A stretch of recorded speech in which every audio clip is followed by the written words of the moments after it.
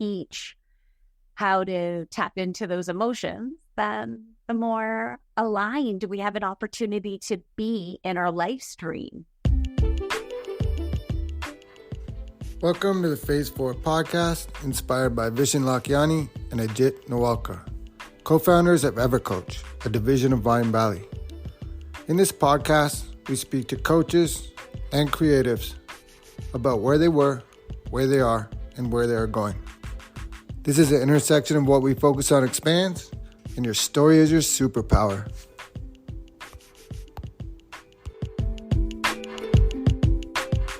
Our guest today is Jacquie Hermans. She is the Joyful Yogini, and today we're going to talk about Reiki, quantum touch, storytelling, emotional intelligence, psychic mediumship, angels, yoga, and even comedy. And Jacquie, welcome to the podcast. Oh, thanks so much. I'm so excited to be here. Yeah, me too. I always begin with just tell us a little bit more about yourself, and I guess how did you end up in so many spaces? Wow. How long do we have? Well, you know what? The first thing that I usually tell people up front, I just thought I'd throw this out there right at the beginning, is that I have head tremors. So body language can be deceiving. And I just don't want you to think I'm going, I don't understand you throughout the whole thing, or no. So, anyways, that's me. Me and my head tremors are here. Yeah, that's a good note to note. So thank you for that. And I think I did read part of your story is like you totally different than you used to be. It used to be a lot harder to speak or get on camera. And what did happen there? Or how did that look like? Yeah. Okay. So I've always been involved with theater, whether it was elementary school or high school, university. But it's like, I loved being able to do plays and musicals where I could learn a script and then I could practice and know that I got this.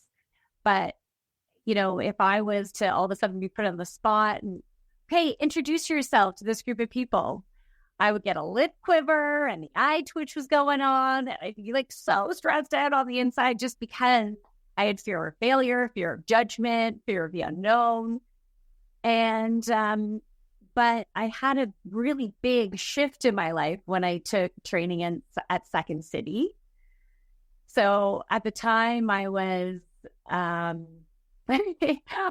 the time I was working for the city of Markham, and I was working with teens and I wanted to do team building stuff with them. And so I decided to take training at Second City. And, on the very first day, we had to introduce ourselves and the whole eye twitch happened, the blood pressure like raising up. Anyways, I remember it happening. And at that point, I said, Jacquie, it's time to get over yourself.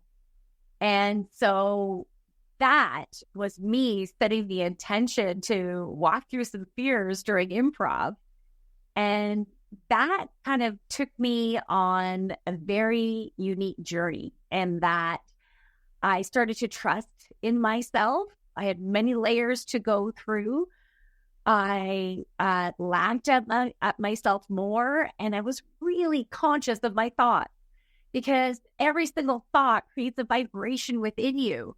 And that vibration has emotions associated with it. It could be heavier vibrations, higher vibrations, but all that makes an impact, and it affects the reality that you experience, right? And so I went on this journey of trusting myself. I've had a million different jobs trying to, that's my dog, everyone. My career is, you should see if I everything on my resume, it would be like I did computer training and recreation coordination and aquatic stuff, lifeguard, swim instructor. I did corporate training, my own business type of stuff. All of it has gotten me to this point of believing in myself more than I ever have. There's a whole bunch of stuff that I didn't mention that I went through, but I've been working through releasing anxiety and believing in myself. And then that's what I've been drawn to do. So I do that. I help others to do that through yoga, through teaching improv, keynote speaking, psychic parties, energy healing, all that stuff. I'm going to let you talk now. That was like the longest intro question. It's perfect. So the reason I did that is because of what we're doing here. What we focus on expands and believing in yourself. You said it. That's the biggest thing. So you're at a point now, you've learned how to believe in yourself. Something that's cool about your story. Well, it's not your story. In Norway, when young offenders commit a crime, the judge will say, do you either want to go to jail or you have to go to acting class? And so they send these kids to like go to acting class, and they go through like Shakespeare and all these different roles where they have to try on a new character. And so it gets them out of their comfort zone. And I was just like, when I heard that, I was like, wow, that's fascinating. And they have no recidivism because of it. Right. Okay. So that is such a great segue, because in regards to me being a psychic medium, I used to be really afraid of telling people about that. I was very conscious of who I told, because I didn't want to be known as like the weirdo, right? And then during COVID, I used a character. So I was inspired to create this character named Mother Bufrastini, Goddess of Joy. And I wore a wig and I put on this accent that comes from my European heritage, which is a whole mixture of but German, Polish, like I'm very much a tossed salad, right? So that's where my accent is kind of like a combination of all that. And so I used this character to do live stream on Reddit at channeling messages. And so, because you didn't know what you would get. And sometimes people would cut you up or tell you you're amazing or tell you you're a MILF. That's when I first started getting that. I'm like, what? I'm a mom. What? Anyways, it really caused a huge transformation in me, because when one day I was like, I'm taking off my wig and I'm just going to be me. But I still use Madame Euphrosyne. She has helped me to also heal my sexuality. She is, she helps me to feel safe to be me. Yeah, I saw it, and it's so funny. But it's just like the grandmother, kind of European grandmother. I was thinking Polish, but I'm like, my parents are Irish, and even without the accent, it's the same idea. Just a warm, loving, caring, teach you the difference, right? All these lessons that the grandmother has to tell you, even if you don't want to hear it. In the best way. I don't mean that to offend you. I mean, it's like awesome. Oh, no. Yeah, that's awesome. Yeah, very much so. And so psychic, you said psychic back there. How did that start? And I know for sure that you can develop those skills. Everyone has them, and you can cultivate and develop them. So can you talk about that? Absolutely. Yes, I truly believe we are all intuitive. And so there was I started to get some signs of stuff. So I remember when I was 9 years old and in my room at night, and I could see these energy blobs in my room, just floating around, some coming really close to me. It would freak me out. My parents were like, you're just sleeping. It's a nightmare. I'm like, my eyes are wide awake. Go back to your room. I'd be hiding under the covers, because it was scary in my room. And then my parents were not religious, but I had these great aunts. They were twin sisters, Sister Jean, and then my Aunt Honey. And so they taught me a little bit about God and angels. And so I would pray to God and the angels all the time. I ended up going to church by myself. And And then anyways, I didn't end up liking, after I got into high school, that I didn't end up liking the structure of it. And then the next sign that I got was when I was in university. It was when Paul Bernardo was, I guess, at loose, and when Kristen French was missing, because I went to school in St. Catharines. And I remember walking down the road, and there was this missing poster of Kristen French. Missing. They were looking for her. And all of a sudden, I got this cold wave that came over me. And I saw a picture of her in my head with her hair all cut off and bound. And it freaked me out. I didn't know what to do with this information. I couldn't tell where she was. But then, like, in hindsight, when I look at that, I realized that she had already passed, because that was that cold wave that came over me. So, and then when I was pregnant with my first child, I met this woman who was a psychic, and she taught me how to talk to my angels, like how to communicate through automatic writing. She said, read this book. It's all you need to know. So I did that, and I started doing automatic writing to my angels and guides, and realizing that this is a two-way communication here, because this is not how I talk, right? But so it was very cool. And then I started doing, and before that, I took Reiki. All right. And then, I guess, and then it just started developing from there. I got my first deck of cards and started practicing that. Amazing. I remember Paul Bernardo. I remember the bus. I lived in Scarborough, and I remember on the bus there was this like advertisement, and it was like a face, but it wasn't a full, complete face. It was a puzzle. And underneath it would say, it could be your dentist, it could be your neighbor, and all this crazy stuff. And it was right around that time, and what a crazy, crazy story. But to feel that cold wave come over you, that's nuts. And do you remember when they were looking for the Scarborough rapist, right? Yeah. Well, I had this boyfriend who was like 6-something, blonde hair. He looks like him. He totally looks like him. And I was at his house, or him and his dad's house, and the police came. Wow. And they did a saliva test on him and took his blood. I'm like, what the heck is happening here? Right. Yeah, because of that poster, someone's probably like, that is my neighbor. Your boyfriend. Yeah. That's crazy. There's a book, I don't know if you know who Neil Donald Walsh is, but he wrote a book called Conversations with God. It's a series, actually.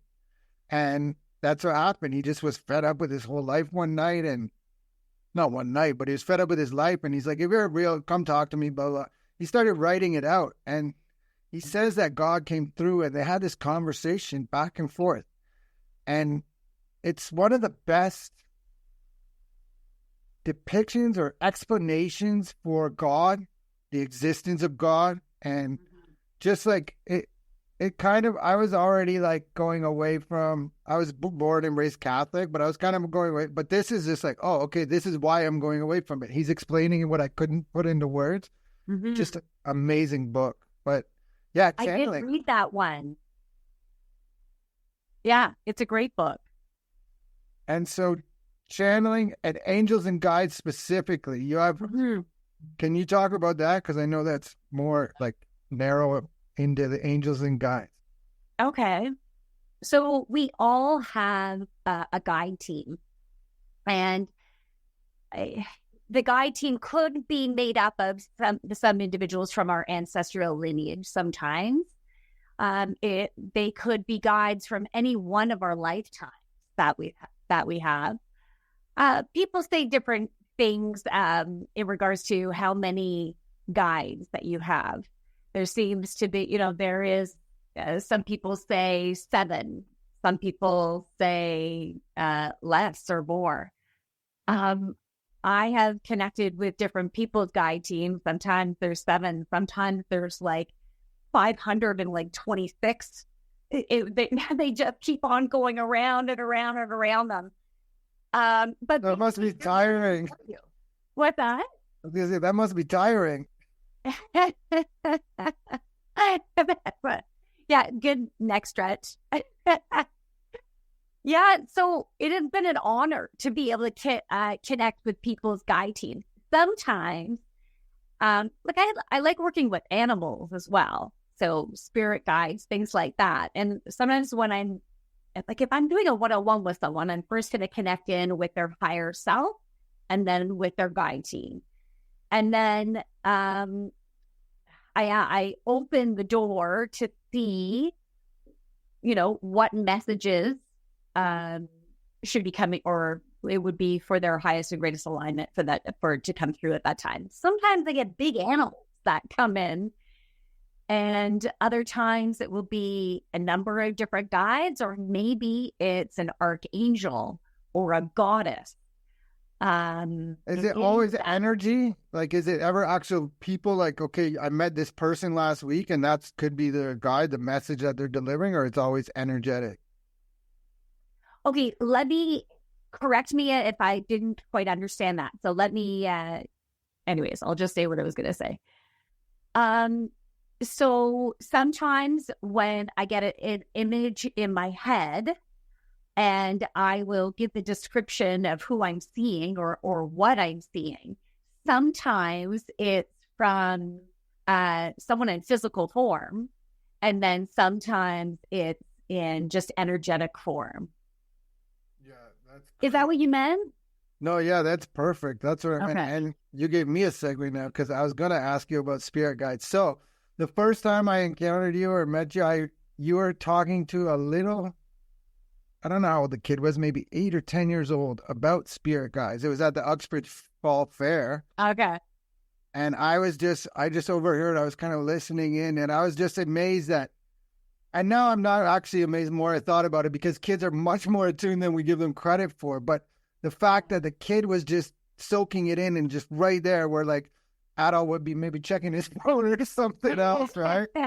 But that's the thing that I wanted the most, was the fact that you're talking to these kids at that age about these kind of things, because kids can feel it already. My daughter starts asking me about reincarnation and these kind of things. She's 7 years old, and she I can tell, like, we have this energetic exchange. I've had some weird stuff. You were talking earlier about not wanting to share with people.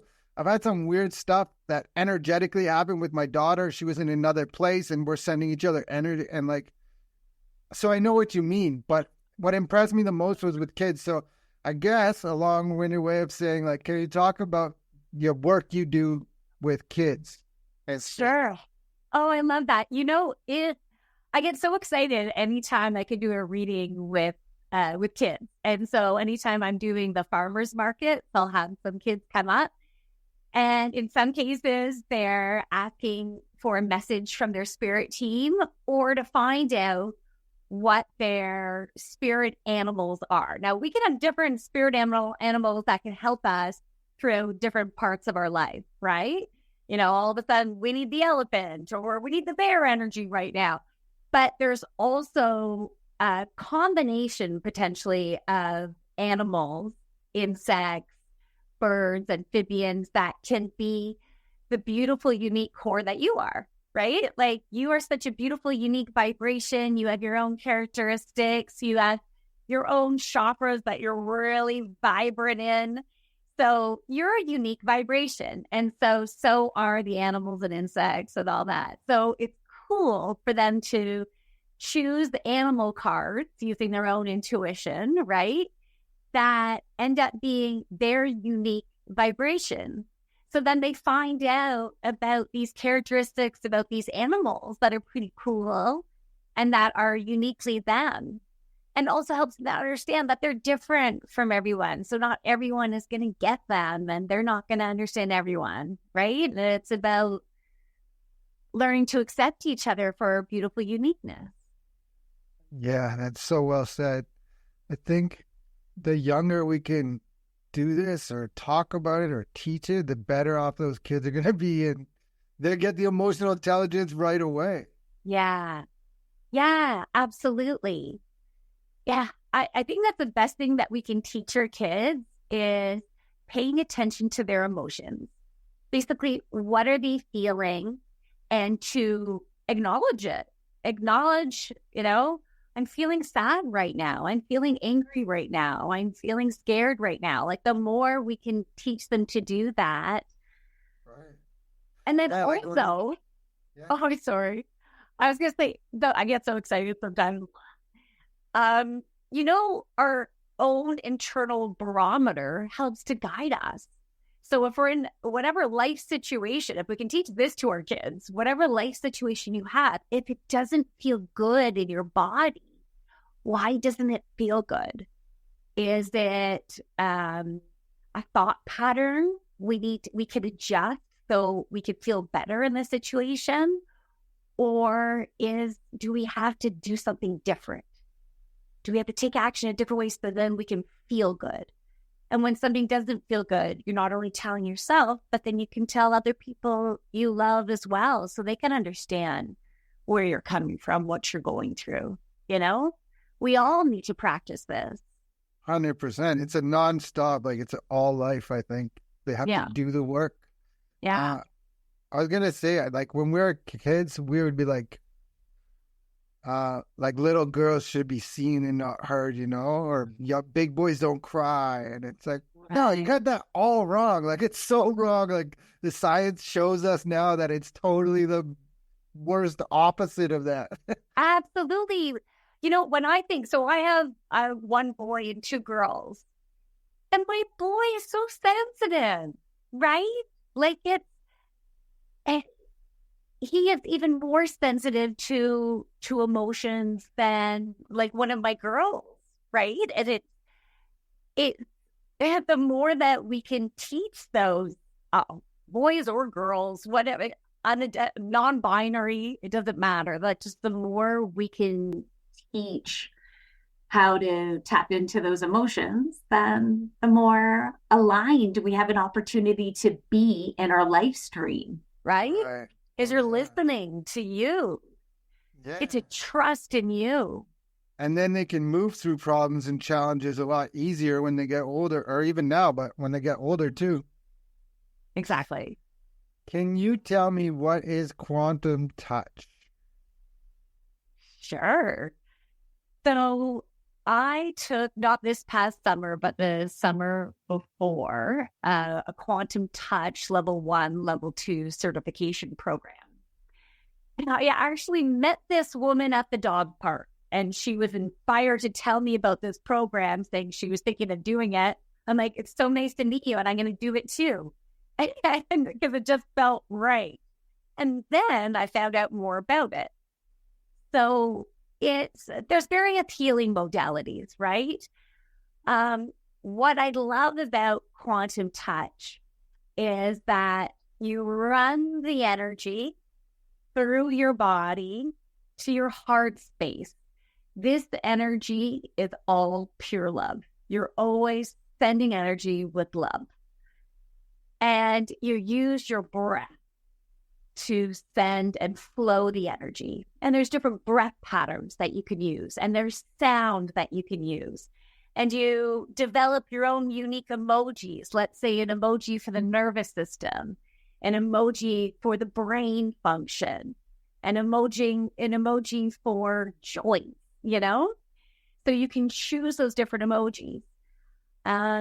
It's very free-flowing. I will sometimes get the vibration of an essence, and then I'll get a picture of that vibration, and then I feel the essence of that vibration, and then I send that to them. Like, for example, I might get an image in my head of a grandmother who's made this beautiful soup, and all the whoa, and how nourishing that soup is, and that grandmotherly love. So then that's the vibration that they need for their healing at this time. So I love it because it is so free-flowing, right? Yeah, I love it. Yeah, I love it. How about when you're getting messages like that or energy, even back to the psychic stuff, is there like, is there a filter? How do you know what's true, what's not? How do you know if you should tell them or like, I probably shouldn't tell them this right now? Yeah, that's a great question. So I always set the intention that all messages come from pure love and light energy and only bring forth messages that are for their highest and greatest alignment at this time. So if it's not for their highest and greatest alignment, now, mind you, I have second guessed some things. I'm like, really? What the, should I be sharing this? And then if I'm thinking that, I will put it out there, and they need to give me a message to confirm. And that just means my own judgment came, or because it's a sensitive topic, then I might judge the delivery, so that I had to let go, get back to the channel. Yeah. Right. Yeah.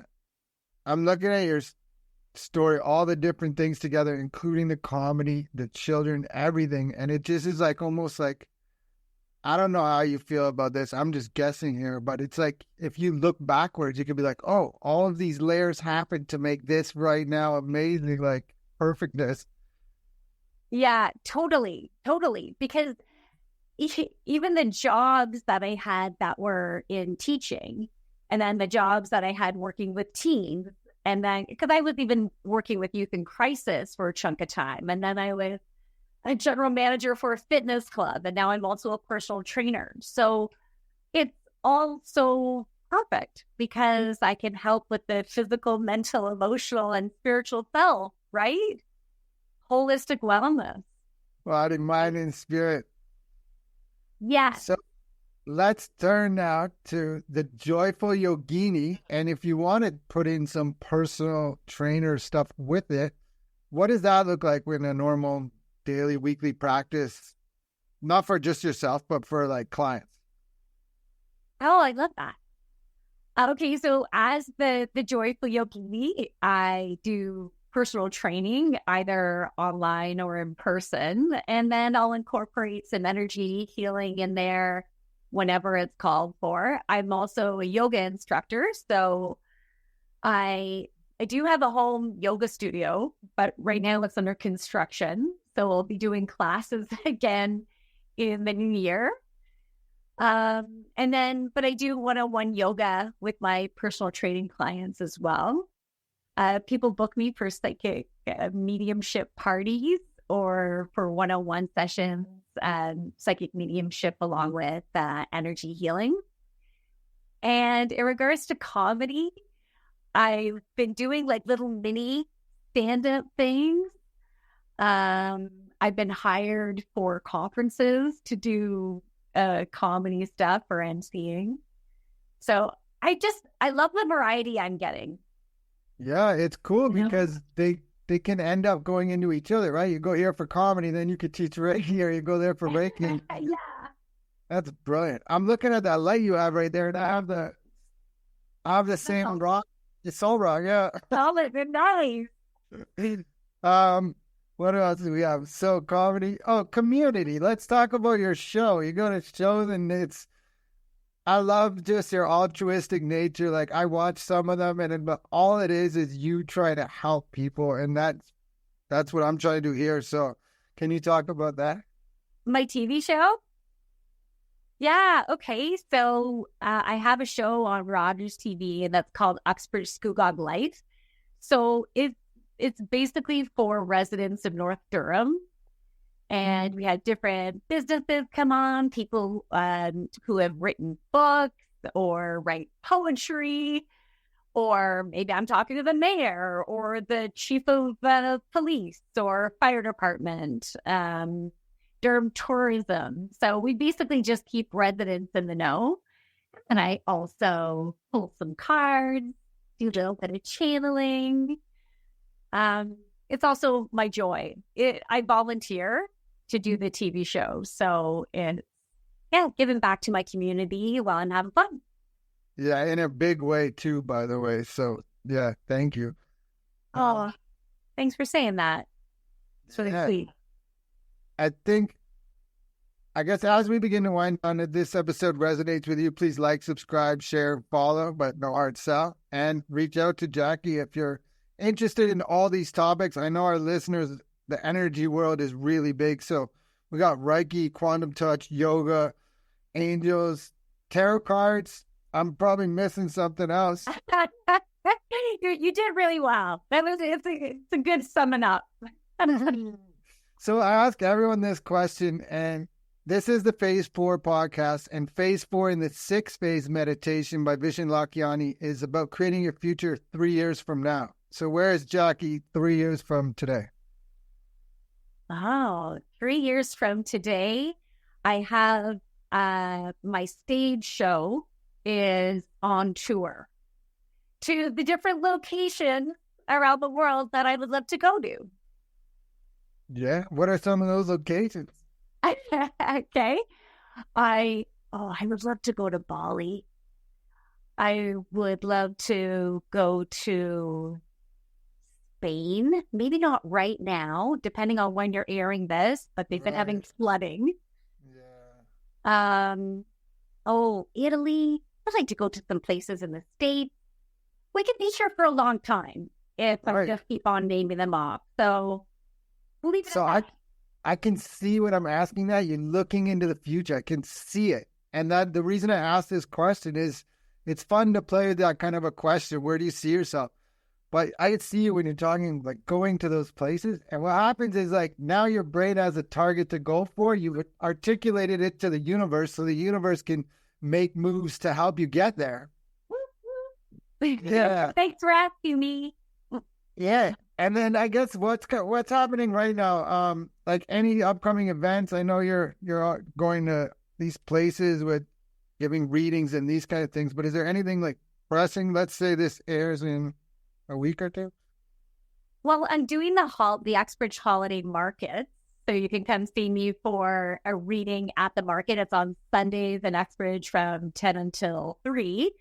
I'm also doing online meditations on Monday night at 7:15 p.m. Eastern Standard Time, as well as Thursday morning, 8:30 a.m. Eastern Standard Time. So you can join over Zoom for those or in person if you happen to be in the Uxbridge area. And in the new year, I will be offering my online yoga classes, as well as my in-person adult improv. And the improv is for personal growth and development and having fun and laughing and feeling good. It's on to get amazing at improv. Wow. That's awesome. When you do that, do you mix in like the Reiki or any of that stuff? Sometimes, usually at the beginning, some type of channel will come through which will help them. The activities for that session will help them work through whatever junk had been coming up, like whatever pattern is ready to transmute, Right. 100%. I do. Yeah. I think it's so cool. I think there's a point for like a while where I was like in a bubble of like where body, mind, spirit, energy work. And I just I didn't really talk about it, like we were saying, because people like, you're crazy, you're certifiable, right? Now I'm hearing other people and I'm going in different places where they're not like that. Like the let's say Toastmasters, we're there for public speaking, but everyone's doing the same thing. Or like just overhearing moms at dance class or soccer practice, and they're talking about the same things. And I'm just like, whoa, I thought I was just in this little world, but everyone's like that. So I guess when you're saying about doing the improv, that's where that's like, hey, you can mix them and see them back. Yeah, that's awesome. Thank you for that confirmation. Yeah. And so I always ask everyone about their books on the screener, what kind of books and people mentors. But you wrote Celestine Prophecy. Where was I yesterday? I was in, we were in like Markham at like Value Village. I always go there for books. And like the first book that came to me was like glowing off the shelf at me. And then I opened this document that I made a while ago today, and it's like Celestine Prophecy. I was just like, whoa. This cool confirmation, I guess. That's awesome. Yeah, that's totally your tuition. Yeah. And so I guess before I ask my final question, I always let the guests take it where they want. So if you have something to sell it. If you have a message of hope or inspiration, or maybe another country that came up that you want to travel to while we were talking, take it away. Did I say Australia? That would be neat. That would be cool. Yeah, well, I'd love to say that if any of you are interested in working, whether it's one-on-one with me or you want to bring me to do a session, a wellness session for your team, you need a keynote speaker, an MC, you just want to have the fun, you want to laugh, you need a comedian. Anyways, I'm here if it resonates. Brilliant. And my final question is, how can people reach you? You can visit my website, thejoyfulyogini.ca. You can also join me on my social media platforms. So my YouTube channel, The Joyful Yogini, or Instagram is the.joyful.yogini. Such a pleasure to be on your show. I'm really grateful. I love your energy. You're a beautiful soul. And so it's been an honor. Thank you so much. I'm definitely grateful for your time today, and I can't wait to connect again. So thank you so much. Thank you. Namaste, everybody.